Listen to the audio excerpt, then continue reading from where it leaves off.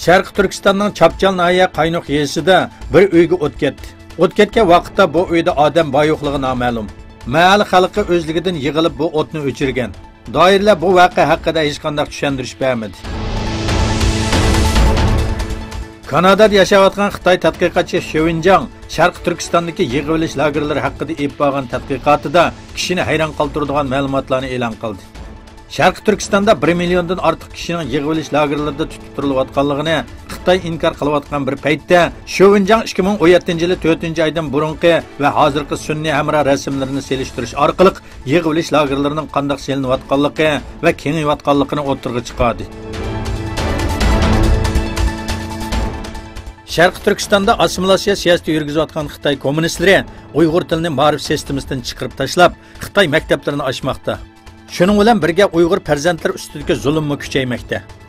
Sharqi Turkistonda Xitoycha o'rganishga majburlangan bolalar Xitoy o'qituvchilarining tayoq va dashnamlariga uchirmoqda. Sharqi Turkiston informatsion markazining raisi Abdujalil Qarqash buningga qarta noroziligini bildirib mundaq dedi. Uyg'ur bolalarga dars o'tgan atalmış o'qituvchilar Xitoy ma'rif sistemasining chirikligini yana bir qatim oshkorladi. Kishilar ovozni chiqarishga petinolmayotgan Sharqi Turkistonda Uyg'ur bolalarning qanchalik xo'rlik ichida ekanligini tasvirlashga til ojizlik qiladi. Bu fojiaga qarshi biz birlik va ittifoqlik hosil qilib, Xitoyga noroziligimizni bildirishimiz kerak.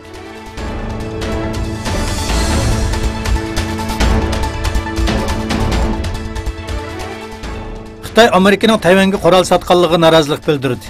Xitoy Tashqi ishlar ministrligi bayonotchisi Geng Shuang Beijingda o'tkazilgan kundalik muxbirlarni kutib olish yig'inida Amerikaning Tayvanga qurol sotganligidan qattiq bearam bo'layotimiz va buningga qat'iy qarshi turamiz dedi.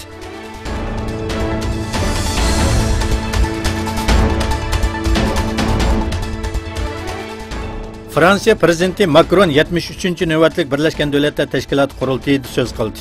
Amerika va Isroiliyaning O'rta Sharqdagi harakatlariga norozilik bildirgan Macron tek tarafli qarorlar yoki Falastin xalqining haq-huquqini oyoq osti qilib turib, tinchlikning amalga oshmaydiganligini aytdi.